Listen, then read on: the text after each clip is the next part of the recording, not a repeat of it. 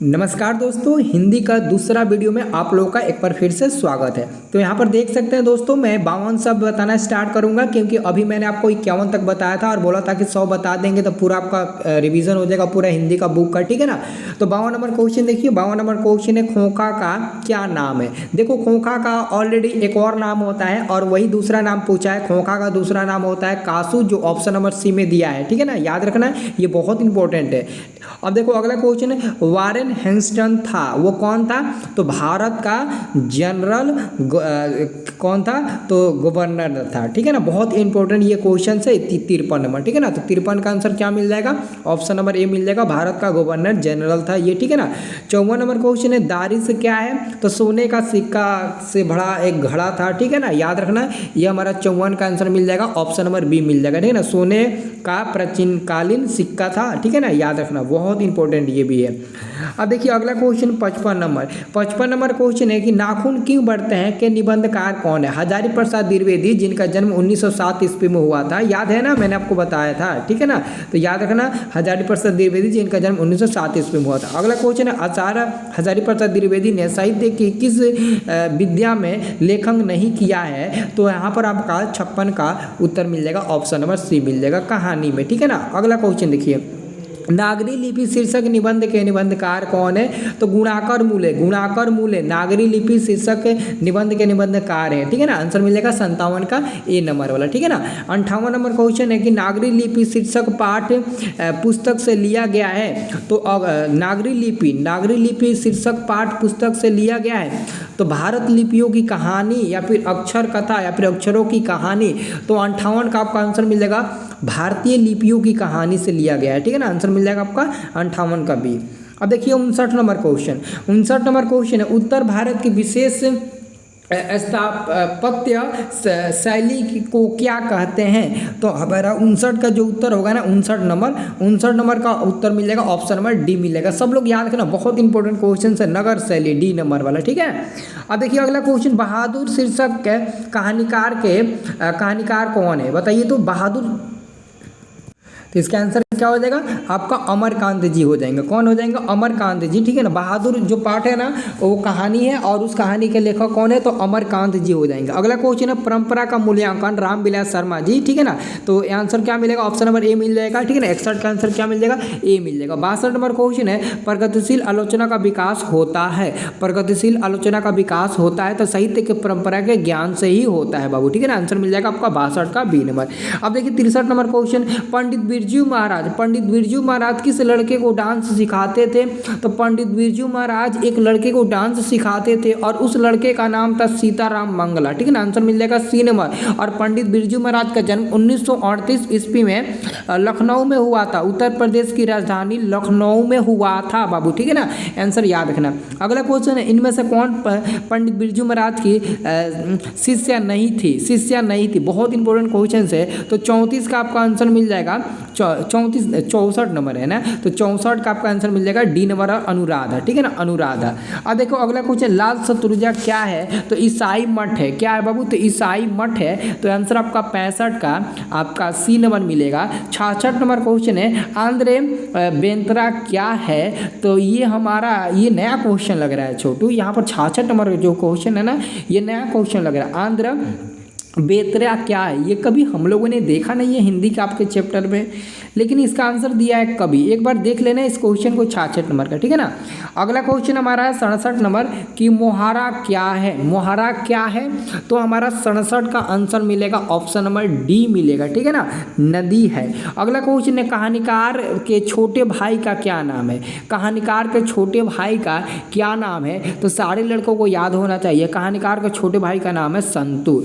Rasulan by थी तो गायिका थी या फिर कवित्री या फिर लेखिका या फिर नर्तकी। तो रसूलन जो बाई थी ना, वो गायिका थी, क्या थी, तो गायिका थी। आंसर आपका मिलेगा बी नंबर, गायिका, ठीक है ना, याद रखना। अगला क्वेश्चन हमारा है, बिस्मिल्लाह खां का जन्म हुआ है। तो बाबू बिस्मिल्लाह खां का जन्म हमारे बिहार राज्य में ही हुआ है, डुमरांव में। तो आंसर मिल जाएगा आपका डी नंबर वाला। अगला क्वेश्चन 71 नंबर है कि भारतीय संस्कृति किसका प्रतीक है। तो भारतीय संस्कृति किसका प्रतीक होता है बाबू? मानवता का, एकता का, विविधता का, फिर भिन्न भिन्न संस्कृतियों के सामंजस्य की। तो हमारा आंसर यही होगा, डी नंबर वाला। 71 का आंसर क्या मिलेगा? तो डी नंबर वाला ही मिलेगा। सब लोग याद करना, 71 का डी नंबर। अब 72 नंबर क्वेश्चन देखिए, गांधी जी के अनुसार शिक्षा सहायक होती है तो शरीर, बुद्धि और आत्मा के विकास में है। आंसर हो जाएगा सी नंबर। गुरु नानक की मृत्यु हुई थी, तो दोस्तों गुरु नानक की मृत्यु, अगर मृत्यु मतलब कि एक्यूरेट नहीं पता है, लेकिन लगभग में जो मतलब किताब में दिया है, तो किताब के माध्यम से हम लोग बताते हैं। और आप लोग को भी पता होगा कि 1539 ईस्वी में, ठीक है ना, और एक्यूरेट नहीं पता है, मतलब कि 1539 में 40 में इसी के आसपास हुआ था, ठीक है ना। तो बता देते हैं 1539, ठीक है ना, याद रखना। अगला क्वेश्चन है, कौन सी कृति रसखान की नहीं है? तो प्रेम फुलवारी रसखान की है, प्रेम वाटिका भी है, सुजान रसखान भी है, लेकिन अष्टयाम जो है ना वो नहीं है। क्योंकि बाबू प्रेम वाटिका, प्रेम फुलवारी, सुजान रसखान, ये सब इनके नाम से ही मिलजुल खा रहा है, क्योंकि रसखान एक मुस्लिम थे ना, मुस्लिम कवि थे, और मुस्लिम होते हुए भगवान श्री कृष्ण के इतना बड़ा भक्त थे ना कि उनसे बड़ा कोई भक्त ही नहीं था। कहा जाता है कि राजस्थान के श्रीनाथ जी के मंदिर में ना रसखान जी का साक्षात दर्शन हुआ था श्री कृष्ण भगवान का, ठीक है ना। ये मतलब कि बुक में दिया है, हमारे लोगों को बताया भी थे। 75 नंबर क्वेश्चन है, रीति मुक्त काव्यधारा के सिरमौर कवि किसे कहा जाता है? तो आपका 75 का आंसर क्या मिलेगा? हाँ, वेरी गुड, बहुत बढ़िया, बहुत बढ़िया, ठीक है ना। 75 का आंसर आपका मिल जाएगा, ऑप्शन नंबर बी मिल जाएगा, ठीक है ना। सब लोग याद रखें ना, घनानंद। अगला क्वेश्चन है, घनानंद किस भाषा का कवि है? तो ब्रज भाषा के, आंसर मिल जाएगा बी नंबर, ठीक है ना। अगला क्वेश्चन देखिए, पंत को किस रचना पर ज्ञानपीठ पुरस्कार मिला था? पंत जी को क्या, किस चीज़ पर? तो चिदम्बरा पर, ठीक है ना। भारत माता शीर्षक पर परगीत पंत के किस काव्य संकलन से लिया गया है? तो ग्राम्य, आंसर मिल जाएगा आपका 78 का बी नंबर, ठीक है ना। अब देखिए अगला क्वेश्चन है, दिनकर ने कविता में, यानी कि जनतंत्र का जन्म शीर्षक कविता में धुईमुई शब्द का प्रयोग किस लिए किया गया है? तो धुईमुई शब्द का जनता के लिए, धुईमुई शब्द जो है ना वो जनता के लिए प्रयोग किया गया है। ये जो शब्द है ना वो जनता के लिए ही प्रयोग किया गया है। अगला क्वेश्चन, राजतंत्र का जन्म शीर्षक कविता में कवि ने किसे देवता माना है? तो किसान मजदूर को। आंसर आपका मिलेगा किसान मजदूर, सी नंबर वाला, ठीक है ना। 80 का आंसर क्या मिलेगा? सी नंबर वाला, किसान मजदूर को, ठीक है ना। अगला क्वेश्चन देख लीजिए, तो अगला क्वेश्चन आपका क्या है? 80 नंबर तो हो गया।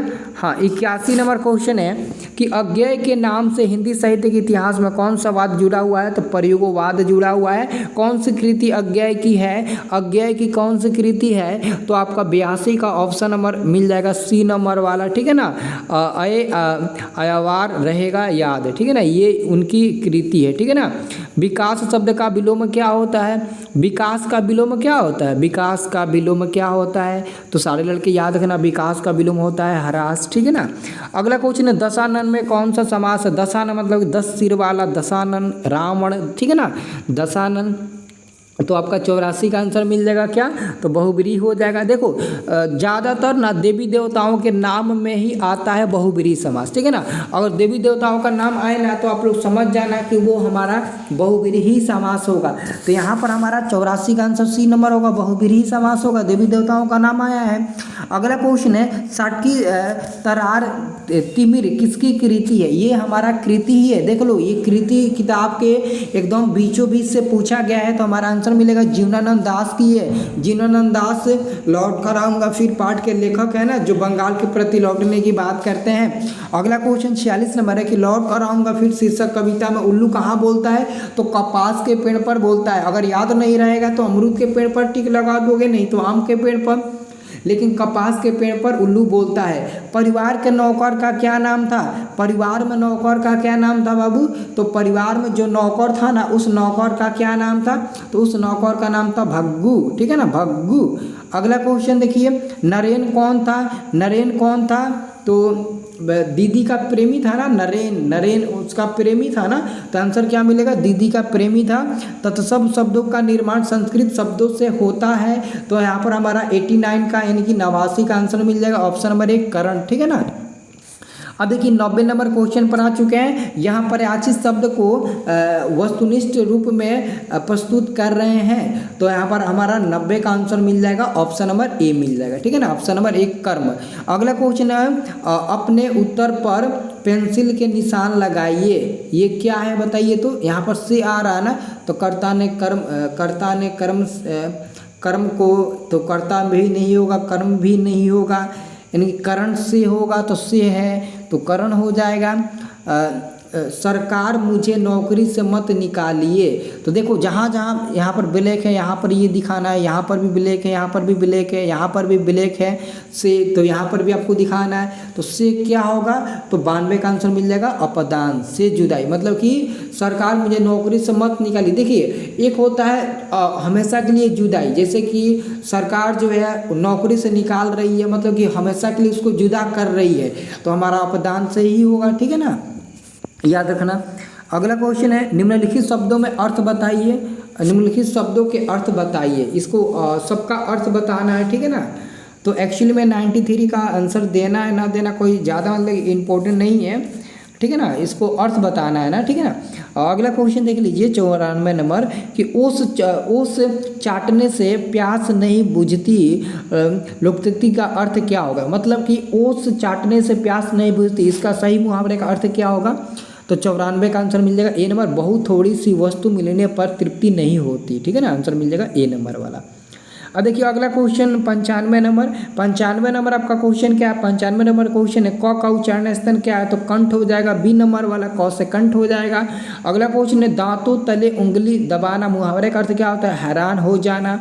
अगला क्वेश्चन है दिए गए शब्दों के लिए एक शब्द होगा, जिस बच्चे के माता पिता मर गए हो, जिस बच्चे के माता पिता मर गए हो उसके लिए एक शब्द आपको बताना है, तो उसके लिए अनाथ बच्चे उसको बोलते हैं, ठीक है ना, याद रखना।